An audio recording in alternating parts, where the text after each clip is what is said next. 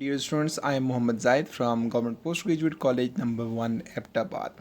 MMP में partial differential equations में आज का हमारा जो टॉपिक है that is one dimensional heat flow equation, जो कि आपकी पार्शियल डिफरेंशियल इक्वेशन होती है। हम ये देखना चाहते हैं कि ये one dimensional heat flow equation कैसे डिराइव होती है और डेरिवेशन के वक्त हमारी कौन सी assumptions होंगी।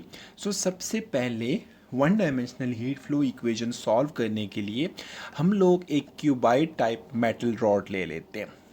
अब उसमें कुछ एजम्पशंस रखेंगे, लाइक फॉर एग्जांपल मेरे पास ये कोई मेटल रॉड अवेलेबल है जो क्यूबाइड शेप में है और इसको हमने ऐसे रखा हुआ है कि ये लॉन्ग पॉजिटिव एक्स एक्सिस है। उसको समझने के लिए आप एज्यूम करें ये मेरे पास एक मेटल रॉड होता। अब ये जो मेटल रॉड है बेसिकली आपके पास ये क्यूबाइड शेप होगा जिसमें इसकी orientation along positive x axis है। और उसके बाद अगर आप यहाँ पे देखें तो जो हीट फ्लो एज्यूम हम कर रहे हैं वो इसके इस सरफेस के अंदर जा रही है, लाइक यहाँ से हीट फ्लो एंटर होगी और यहाँ से आके हीट लीव करेगी। और उसके अलावा इसकी जो बाउंड्रीज़ हैं, लाइक ये वाला सरफेस, ये सरफेस और ये सरफेस, इन चारों सरफेसेस के बारे में हम एज्यूम करते हैं कि यहाँ से हीट का कंडक्शन और रेडिएशन नहीं हो रही। लाइक आपका जो फ्लो ऑफ हीट है वो सिंपली वन डायरेक्शन में है, लाइक यहाँ से एंटर होके यहाँ से लीव करेगा। जो सामने मैंने डायग्राम बनाई हुई है ये जस्ट लाइक उसी बॉटल की तरह है, इसी तरह से ये आपके कंटेनर की तरह है। यहाँ पे आपने इसे रख दिया। अब जब आपने इसको सेट ऐसे किया कि ओरिजिन से स्टार्ट हो रहा है ये यहाँ से और पॉजिटिव एक्स एक्सिस पे हम लोग हीट फ्लो को देखना चाह रहे हैं, और उसके अलावा हम अपनी चॉइस पे कोई पॉइंट मार्क कर लेते हैं। लेट्स से इस कंटेनर पे एक स्लाइस में यहाँ से कट कर देता हूँ, लाइक यहाँ से आपने जो इसके अंदर स्लाइस काट लिया ये वाला, और इस पूरे को यहाँ से आप इस क्रॉस सेक्शन में काट दें तो इन तमाम पॉइंट्स का इस पॉइंट से डिस्टेंस इक्वल है और इस डिस्टेंस को मैं x का नाम दे देता हूँ। इसी तरह से एक और पॉइंट से यहाँ से स्लाइस काट लेते हैं इसका, और इस स्लाइस से ये जो है इस पॉइंट से लेके इस पॉइंट तक का जो डिस्टेंस है इसे मैं सिग्मा x का नाम दे देता हूँ, और ओरिजिन से लेके यहाँ तक का जो डिस्टेंस होगा वो x प्लस सिग्मा x हो जाएगा। और उसके अलावा हम ये एज्यूम करते हैं कि यहाँ से जो अमाउंट ऑफ हीट एंटर हो रही है वो यहाँ से आके लीव करेगी और इसकी जो बाउंड्रीज़ हैं, ये जो साइड्स हैं, वहाँ से किसी किस्म की कंडक्शन या रेडिएशन ऑफ हीट नहीं हो रहा। अब फर्स्ट ऑफ ऑल अगर हम अलॉन्ग पॉजिटिव एक्स एक्सिस से इसको हीट देते हैं तो ये हीट यहाँ से यहाँ उस वक्त फ्लो करेगी जब टेम्परेचर इधर ज़्यादा हो और इधर टेम्परेचर कम हो, क्योंकि जब यहाँ पे टेम्परेचर ज़्यादा होगा यहाँ पे टेम्परेचर कम होगा तो हम लोगों ने कहा था कि हीट हमेशा हाई टेम्परेचर रिजर्वायर से लो टेम्परेचर रिजर्वायर की तरफ फ्लो करती है। आपकी हीट यहाँ से यहाँ पे ट्रांसमिट हो रही है। फिर एक और बात है, अगर हम यहाँ पे देखना चाहें कि अमाउंट ऑफ हीट जो अगर आप किसी भी सिस्टम को देते हैं जो यहाँ से यहाँ तक ट्रैवल करके जाती है, ये डिपेंड करेगी इस रॉड की मास के ऊपर और चेंज इन टेम्परेचर पे डिपेंड करेगी कि अगर आपको ज़्यादा चेंज इन टेम्परेचर रिक्वायर्ड है तो वहाँ पे आपको ज़्यादा अमाउंट ऑफ हीट देनी पड़ेगी।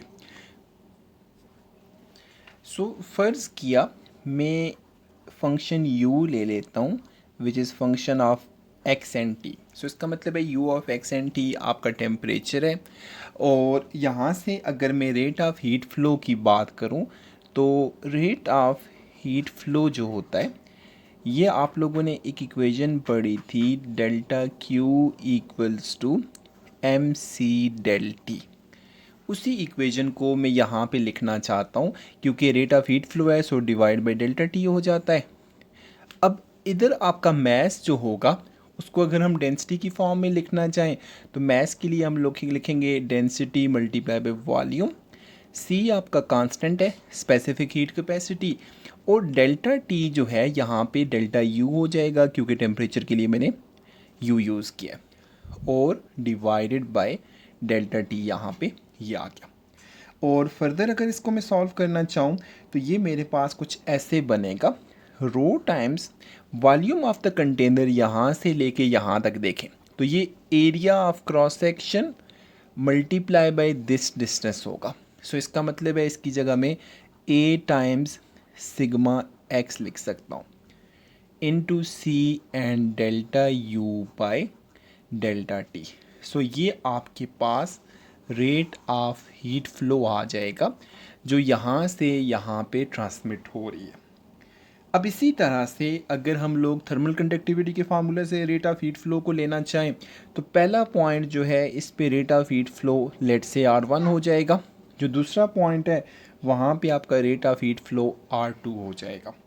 और R1 को अगर मैं लिखना चाहूँ तो मैं लिख सकता हूँ that is minus time some K A into partial you by partial x at point X.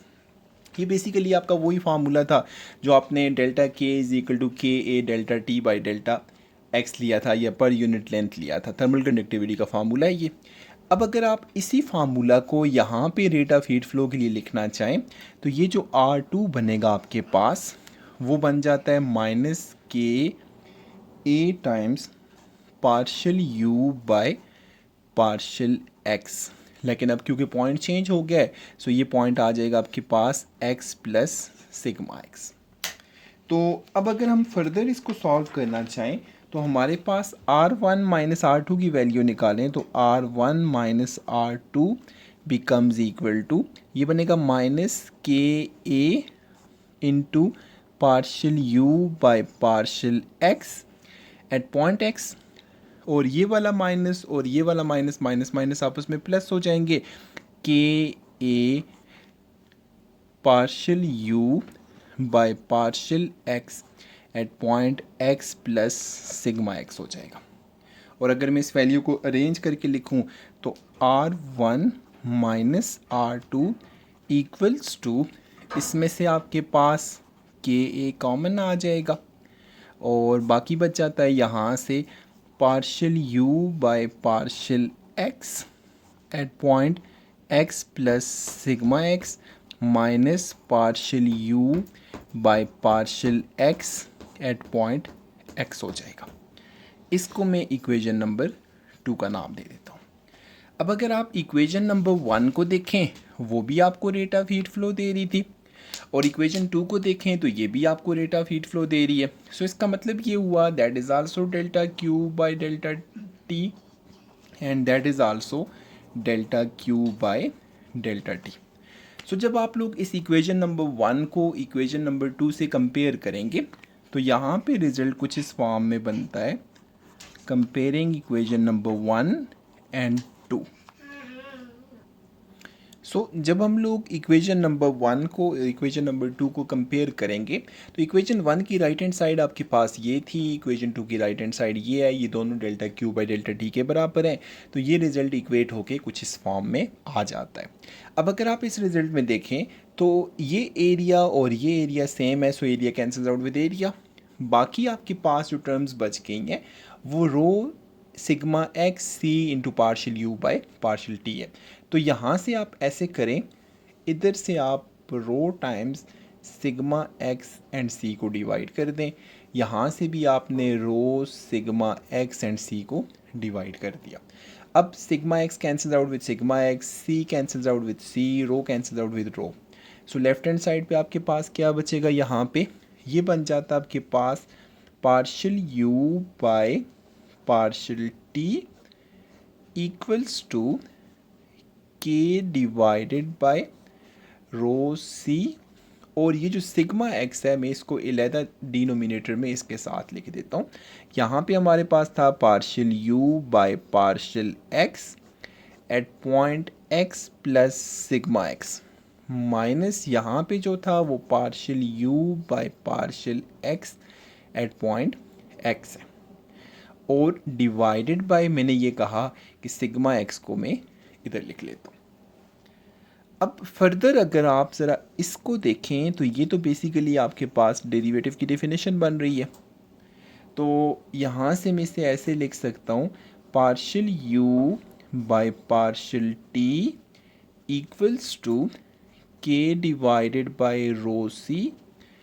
और इधर हम लोग लिमिट पुट कर देते हैं। हम लिमिट ये पुट करते हैं, एज्यूम करते हैं कि आपका सिग्मा एक्स की वैल्यू इतनी छोटी है कि ये अप्रोच कर जाए ज़ीरो। सो इसका मतलब है वो जो आपने दो स्लाइसेस बनाए थे BCDE और KLMN, अब उन स्लाइसेस के दरमियान जो गैप सिग्मा एक्स था वो इतना छोटा हो गया कि वो दोनों पॉइंट्स आलमोस्ट नज़दीक हैं। तो अगर दोनों पॉइंट्स आलमोस्ट नज़दीक हैं तो यहाँ पे आप डेरिवेटिव ले लेंगे। तो अब ये बनेगा आपके पास partial you by partial x at point x plus sigma x minus partial you by partial x at point x divided by sigma x. तो ये हो जाएगा आपके पास partial by partial x of this value. तो इसको हम ऐसे लिख सकते हैं फिर partial you by partial T equals to k by rho c into partial by partial x of this value. और ये वैल्यू क्या है? Partial you by partial x. Further अगर आप इसको सॉल्व करना चाहें तो ये आपके पास बनेगा partial you by partial T equals to के डिवाइडेड बाय रो सी, और ये बन जाएगा आपके पास partial square u divided by partial x square. अब ये जो के बाय रो सी है ये आपके पास कांस्टेंट है। फ़र्ज़ किया इस कांस्टेंट को मैं लेट कर देता हूँ कि ये इक्वल टू सी हो जाए, like c square equals to k by rho c, मतलब इसको मैं सी स्क्वायर का नाम दे देता हूँ। तो ये इक्वेशन मेरे पास कुछ इस तरह से बनेगी partial you by partial T equals to c square times partial square u by partial x square. तो ये आपकी one dimensional heat flow equation बन जाती है। और इस वन डायमेंशनल हीट फ्लो में इक्वेशन में u जो है वो आपका x और t का फंक्शन है, क्योंकि u को हमने टेम्परेचर कहा था। सो temperature is the function of x and time. तो इधर आके आपकी डेरिवेशन मुकम्मल हो जाती है। अब इसके साथ आप लोगों ने जो होमवर्क में क्वेश्चंस ट्राई करने हैं वो एग्जाम्पल नंबर 15 और एग्जाम्पल नंबर 16 होंगी। So example 15 and 16।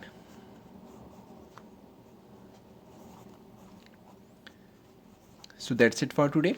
एक दफ़ा मैं सारे का ज़रा से रीकैप कर देता हूँ ताकि अगर आपके माइंड में कोई कन्फ्यूजन हो तो वो क्लियर हो जाए। हमने टॉपिक स्टार्ट लिया था कुछ यहाँ से कि फ़र्ज़ किया मेरे पास एक मेटालिक ऑब्जेक्ट है जो क्यूबाइड शेप में हो और इसकी वॉल जो है वो इंसुलेटेड हो और लेफ़्ट हैंड साइड से यहाँ से हीट एंटर होकर राइट हैंड साइड तक ट्रांसमिट हो रही हो। तो हमने एक तो आखिर में जब डेरिवेटिव लेते वक्त हमने जम्पशन ये ली थी कि सिग्मा एक्स आपका इतना स्मॉल हो जाए कि ये वाला सरफेस और ये वाला सरफेस दोनों एक दूसरे के साथ बिल्कुल क्लोज हो जाएंगे। और उसके बाद हमने यहाँ पे थर्मल कंडक्टिविटी का फार्मूला यूज़ किया और इसके अलावा स्पेसिफिक हीट कैपेसिटी का फार्मूला यूज़ किया। स्पेसिफिक हीट कैपेसिटी से भी हमने delta q by delta T find किया था। थर्मल कंडक्टिविटी वाले फार्मूला से भी इधर आपने R1 फाइंड किया, इधर R2 फाइंड किया। दोनों का जो डिफरेंस लिया वो आपको delta q by delta t मिल रहा था। जब उन दोनों को इक्वेट करके सॉल्व किया तो हमारे पास रिजल्ट जो है वो इस फॉर्म में आ जाता है, which is one dimensional heat flow equation. Thank you very much.